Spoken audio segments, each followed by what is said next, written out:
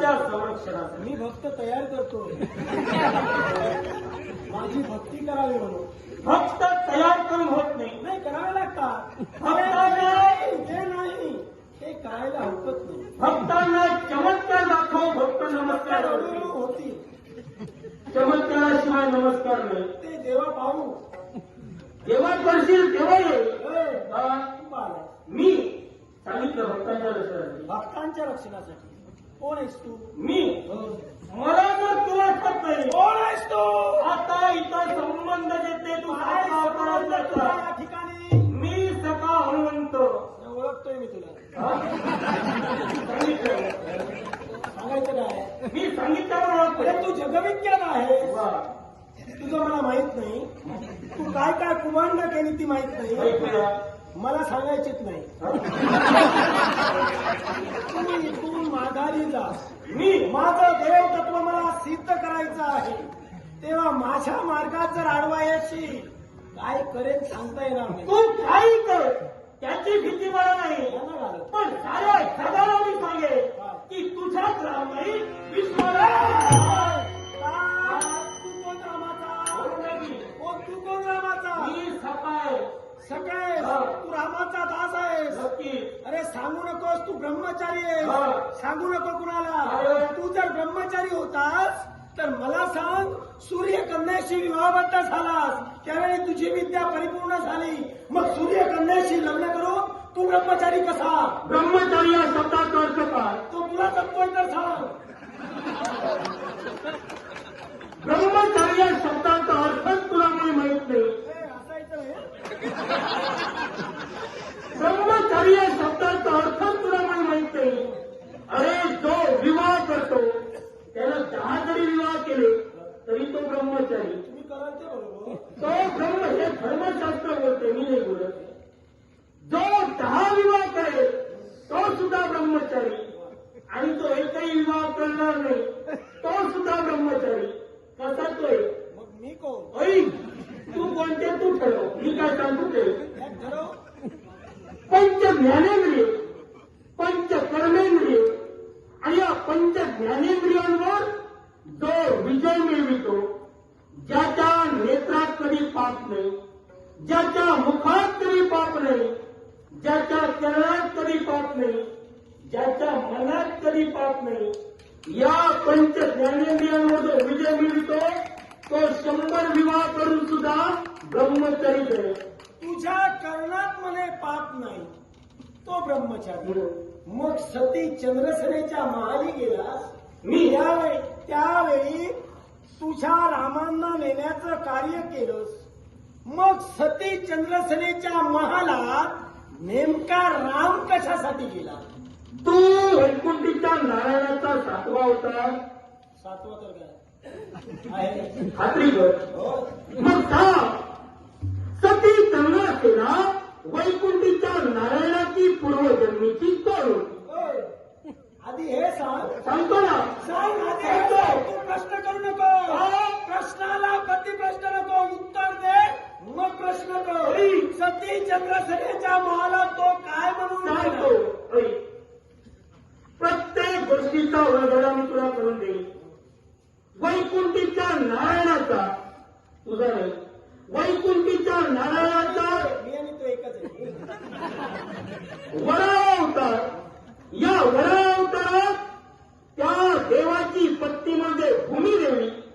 या भूमिदेवीला शाप देण्यात आला आणि तो शाप कोणता असेल?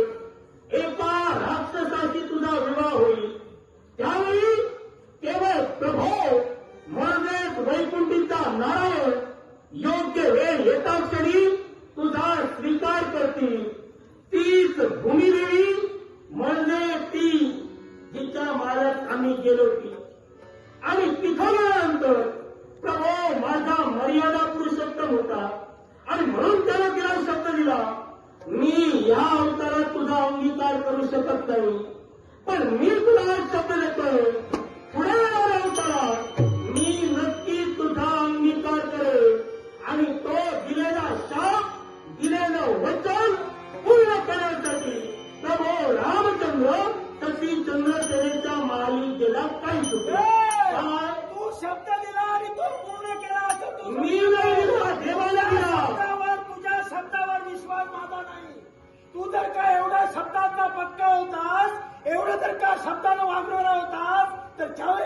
लक्ष्मणाला बाण लागला त्यावेळी पर्वताला घेऊन आलास त्याला काय शब्द दिला होता नक्की. तो त्याला मार्गात का ठेविलास अरे विश्वाच्या त्याला जगात पुनश्च ठेवून त्याच्या जागी ठेविलास का म्हणजे मी अधर्म केला हो, सरळ मी अधर्म केला शब्द बोलला. तू काय धर्माचा पुत्र आहेस तू धर्माचा पुत्र आहेस काय अविराम हत्या करून अविराम झाला नाही सुतपा ब्राह्मण तुमच्या राज्यातील हे इतर असेल.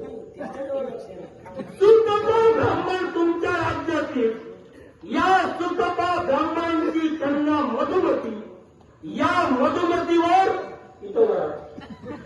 या मधुमतीवर अतिप्रसंग करण्याचं कर्तव्य तुझ्या पूर्वी घडलं त्यावेळी माझ्या देव पण नव्हतो आता मी देव झालो.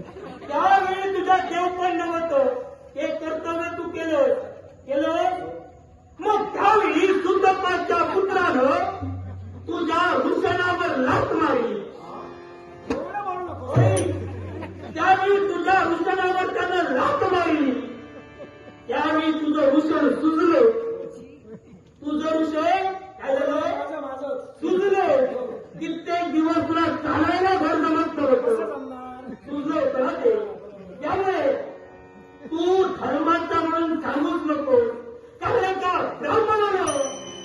ब्राह्मण कन्याच्या पल्लावाला हात घालत तुझ्या पडी गेलं त्यानं तुझ्यावर रक्तापार केला त्या सुतपा ब्राह्मणाच्या पुत्राचा शेवट तू केला ब्रह्महत्या केली मग आता ब्रह्महत्या करणारा आणि परस्त्री गमन करणारा हा देव अजून शकत नाही मी तिच्या पुत्राला मारून ब्रह्महत्या केली मग प्रभूने काही रावणाला मारून देवपूजा केली विश्वास धर्मश्रेष्ठ की मला अधर्म सांग रावण कोण होता रावण सुरी जरी असला रावण ब्राह्मण होता रावण जरी ब्राह्मण होता जर का रावण होता तर प्रभूने रावणाला मारिलं मग ही ब्रह्महत्या नव्हे मग जर का रावण हा ब्राह्मण होता त्याचे विचार धर्माचे होते की विचार अधर्माचे कोणते असू द्या. कोणताही असू द्या नको विचार कोणत्याही असू द्या पण ब्राह्मणाला मारलं हे पाप सत्यच आहे आणि ते पाप तुझ्या प्रभूनं केलं माझ्या प्रमाणे जर का ते पाप केलं म्हणजे विश्वाच्या ठिकाणी धर्मसंदेश ठेवावा